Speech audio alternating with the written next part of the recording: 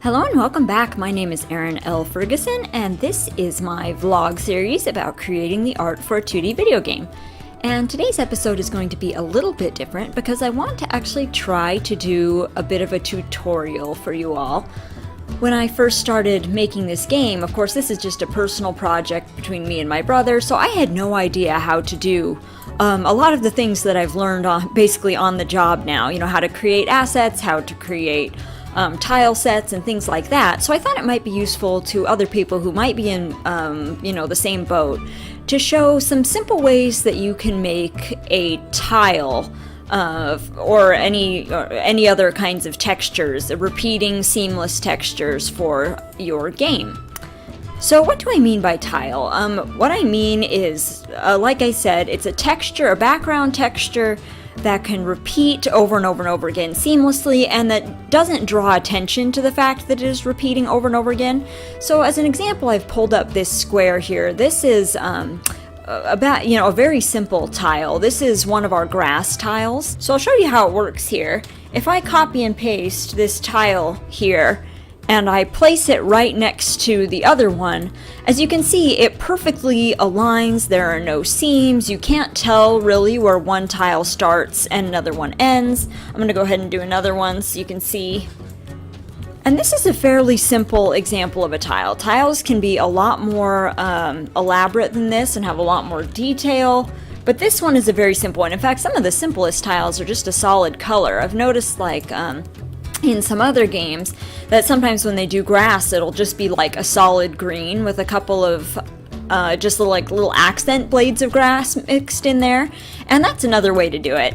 But this is, an example of what 4 of these tiles look like together. If you back way out, you can start to see some of the, repeating textures. But if we were to take, say, one of our characters here and stick him on that tile, as you can see, for scale there, at the scale you're actually going to be playing, you really aren't going to see any repeating patterns. Alright, so also, as an example, just to show how you can get more complex with this. So this is our light grass tile, but we also have a dark grass tile. See, this one is similar in that it's got a textured background, but I actually have some grass details on the top. And this one, again, is actually quite large, so that when it's tiled and you're playing the game, you're not necessarily going to see any repeating patterns on there. So let's go ahead. I'm going to show you a fairly simple way. Actually, I'm going to show you 2 ways to make a tile in Photoshop. Just depending on what which version of Photoshop you're using, one of these should work for you. So I'm going to go ahead and make a new document. And it doesn't matter what size it is, really. I kind of like to work in squares, and unless, you have a client, I guess, with, specific, specific specifications for the size, I generally like to work in squares. So let's make this like an 8" by 8" tile. And I am going to keep the resolution at 300 pixels per inch. And that's just to make sure we can get quite a bit of detail in there. Something else I like to do, and you don't have to do this, but I like to actually stick my character in there just to get an idea of scale. So if I'm doing so if I'm doing cobblestone or something like that, I can make sure that the actual stones are in scale to my character. So I'm just going to have him here just to reference.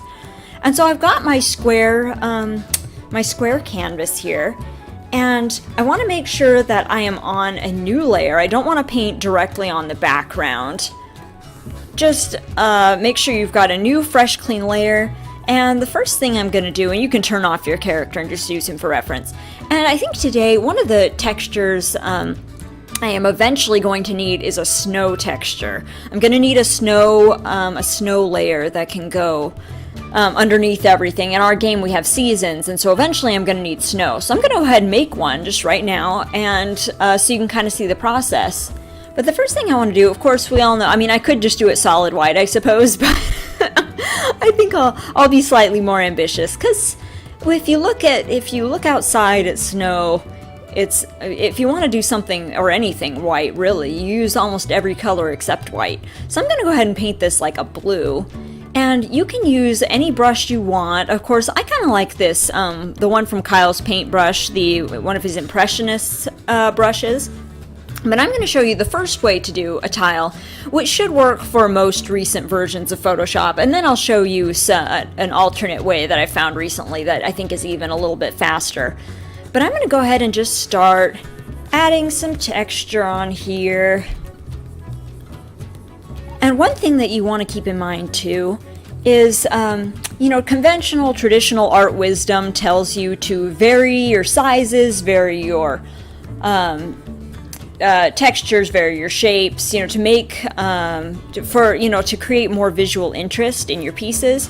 And, conventional art wisdom, that's true. But this is one of those places where this actually doesn't apply quite so much. And I'll, tell you why.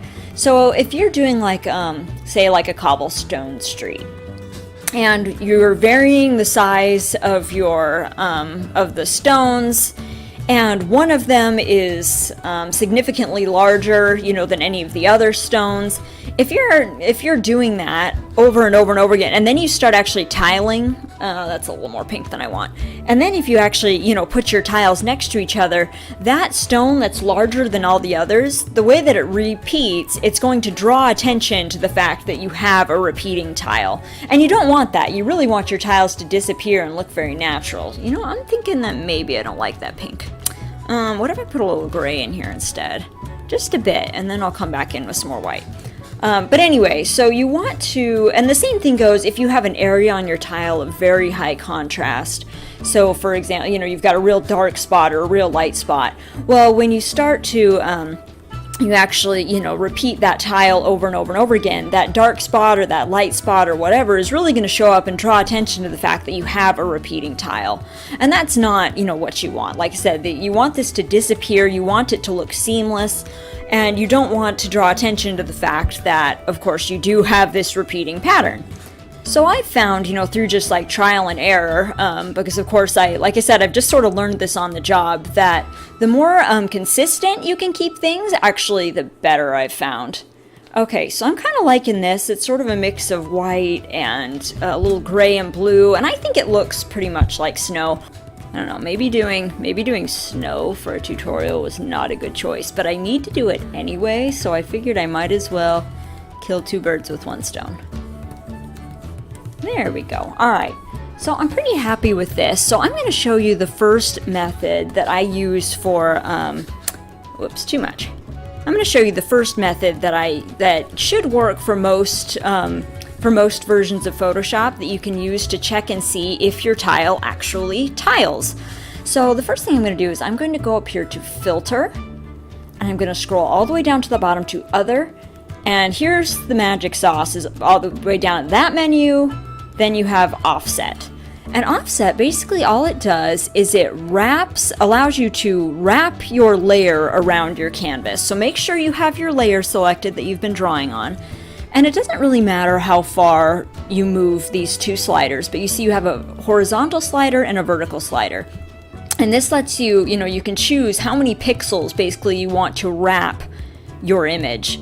So I'm going to go ahead, like I said, it doesn't really matter how far, you just want to wrap it to see what it looks like. So I'm going to just move that horizontal slider over 1,000 pixels or so, and the vertical one about the same.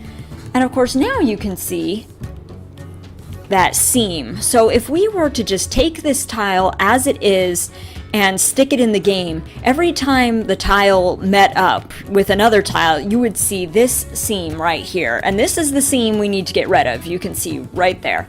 So something I'll do now is I'll go back in, usually with the same brushes that I was using before, and I'm going to try and sort of blend that out. You can also use like the blur, the smudge brush, which I might use too, but I'm just going to very carefully, take maybe white, and just kind of work my way down that seam, try and just blur it out until you don't really see it anymore. I'm going to start by using that Impressionist brush. Oops, that was a little much, a little heavy. And this might take a couple of passes, but this version, or this method should work with most versions of Photoshop, kind of regardless of I mean, assuming you got, Photoshop sometime within, hopefully the last 10 years or so, it should work with all of those, I think. I think that offset feature has been around for a while. All right, I'm going to go in with one of my smudge brushes and just sort of blend that out a bit. Because I don't want there to be a big old X, down the middle. I want to make it disappear. Alright, we're getting there to where it's not drawing too much attention to itself anymore. And I liked that, I really liked that, that little splatter I had on there. Let's put some more of that back there. I just thought it was pretty. It looked like a little bit of sparkle on the snow. Whoops, I'm going to put a little bit more of that back in there. Just a hair. Because I can. Alright, now let's go ahead and go back to offset. And again, we're just going to keep sliding that over. And already, I don't know about you guys, but I can't really see a seam. Let me see. Do you see any seams? I don't really see any. But it's always a good idea to test it. So I'm going to go ahead and I'm going to go to image and go to canvas size. And I'm going to go ahead and I'm going to make this canvas twice its normal size. So it's right now is 8 inches by 8 inches. I'm going to change it to 16 by 16. And then I'm going to test this tile out to make sure that it actually works. So we're going to copy it, or you can duplicate layer, whatever you'd like, and paste. And it helps too to have snap turned on. And to do that, you just go to is it view? Yes, go to view and then scroll down to snap. And then snap to, and I just snap it to everything. Guides, layers, document bounds, just snap it to everything. And that way Photoshop will kind of help you to make sure that those are lined up. Okay, and I'm going to go ahead and stick another one there. And you don't have to have snap turned on, but it does help just to make sure everything is lined up perfectly. Alright, let's take a look. Alright, so I'm looking at that, and I don't see any seams. It looks pretty good to me. And if we were to stick my character back in here, where's my little king guy? There he is. And get up close, this is about the distance, you'd be playing the game. That looks pretty darn good to me, actually. I think that looks pretty good for a snow texture. So let's say our king guy is wandering around here. I don't see any seams. I don't see anything super glaring that's repeating. I think that could work. Okay, so that's one way of making a texture. And I'm going to go ahead and show you another way. Okay, another way of making a texture, a repeating texture, is to turn on, if you have the latest version of Photoshop, come on up here, and I'm using Photoshop CC, but come on up here to the top. When you've got your brush tool selected, you should see this butterfly up here. And this is your symmetry tool. And go ahead and select your symmetry tool and choose dual axis. And what this will do, and I'm going to make it bigger, I'm going to hold down Alt and make it bigger. And what this will do is it makes everything that you draw on one side of the line, it is mirrored on the other side of the line. So this is kind of essentially working the same way as that offset tool. So I'm going to go ahead, basically make another tile here. So let's start kind of like we did before. Let's do it blue. Let's use our Impressionist tool, and I'm going to go ahead, and as you can see, anything that I do on one corner is going to be mirrored in another corner, and there might be a bit of lag. But I'm going to go ahead, let's do a little bit of gray in there, kind of like I did before. Yeah, there's lag for sure, but that's kind of to be expected when you're using the symmetry tool. So bear with me. I should mention too that your smudge tool, your blend tool, does not work with symmetry. So if you're going to blend or smudge something, it will only work, actually where you put it. It won't be reflected anywhere else on your canvas. Okay, so I've been fiddling with this for a little while, and I feel pretty good about that. Alright, zoom out, looks pretty good. So let's go ahead and test this. And again, so I'm going to come down to canvas size, and I'm going to make my canvas 16 inches by 16 inches. So that's not too bad. I can see, if I back way out, I can still see a little bit of where it tiles. You can see where the pattern repeats, but also there is, the consideration that we're going to be looking at it more about this scale. So it's going to be hard, I think, for a player to actually pick out, oh, there's, where that tile repeats. And if I'm going to use this, I might go back and tweak it some more. But the other thing I want to show you too is how to do maybe a more complicated tile. So these are a couple of methods for doing a very simple, single texture sort of tile. But what if you want to do something like, like say, that dark grass where there's a texture, but then there's also another like texture on top of it. So you've got the textured background, then you've got those little grass tufts on top. Or also there's we've got this water texture that I made, this tile, so it's got a pattern on top of a texture. Well, that's fairly simple to do, and I'll show you what I would do there. Okay, so I've got my snow layer here, but let's say I want to add another layer of detail on top of this snow. So let's say that I want to add footprints in the snow to make it look like, people have been traipsing through here. And of course I want those footprints to be seamless. So the most important thing to remember is to add another layer on top. So I've got my snow layer here, and I am going to add another layer, and this is where I'm going to do my detail. And this is where I might pull up my character here to make sure, that I'm doing things the right size, the right scale. So, his footprints would be about, yay big. And I'm going to go ahead and just start adding, those footprints here. These aren't very neat and tidy, but for the sake of this demonstration, I think it's all right. And of course, you can make your details as detailed or as simple as you want, really. But for the sake of this demonstration, line drawing will be, perfectly fine. And when you're doing these sorts of tiles, you want to make sure that, your textures go all the way to the edge. You don't want to stop your footprints, in this case, right before the edge, because when you tile it, it's going to look strange if there's, funny gaps in there.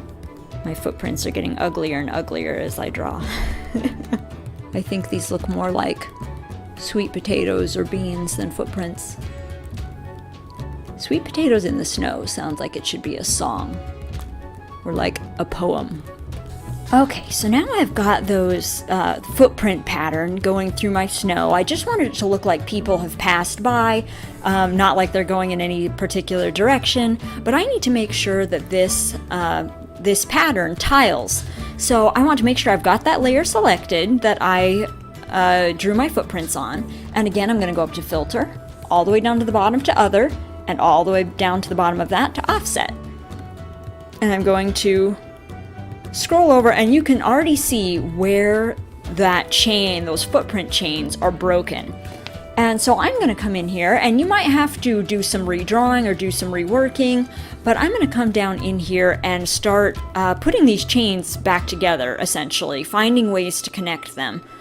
So I think, I've got an idea. I think I'm going to connect these two like this. And you'll find places where your texture abruptly, cuts off, like right here where that footprint went off the edge of the previous, went off the edge of the tile.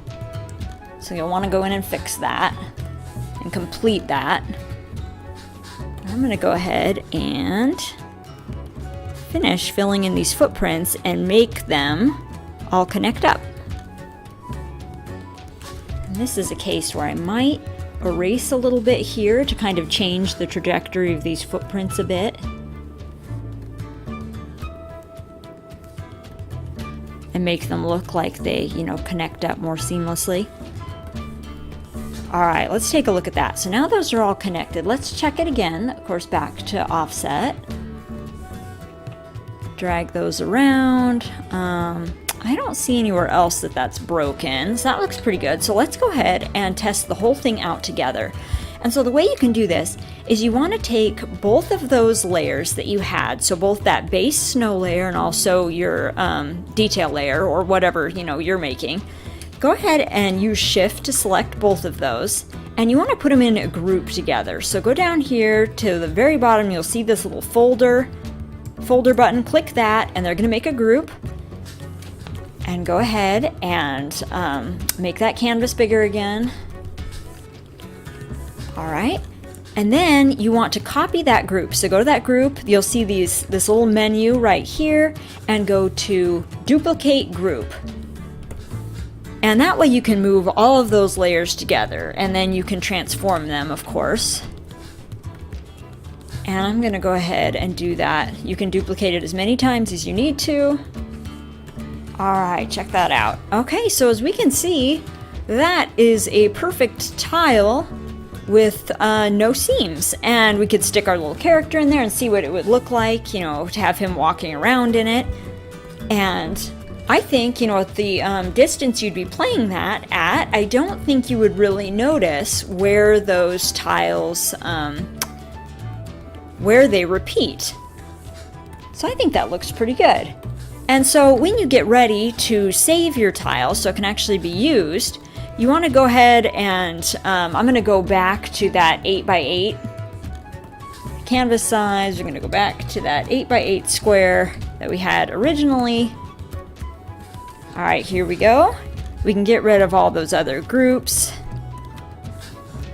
now that we know it works. And now I'm just going to go ahead and save that file as a PNG. So when I go to save it, I'm going to scroll down to PNG. I'd save it as like snow. I'm going to save this as snow tutorial. And now you've got a tile that's all ready to go, so it can be used in your game and it should tile seamlessly. So hopefully you've enjoyed this tutorial. Let me know if you have any questions or if there's anything else you'd like to see me go over, but this should help you to make a basic seamless tile that you can use for your games, whether you're doing like wood floors for interiors, doing grass, doing water, whatever it is. It should give you a nice background that you can work from. So if you've enjoyed this video, if you found it helpful, let me know. I will be back again next Friday with another video as always. And so until then, enjoy the rest of your week.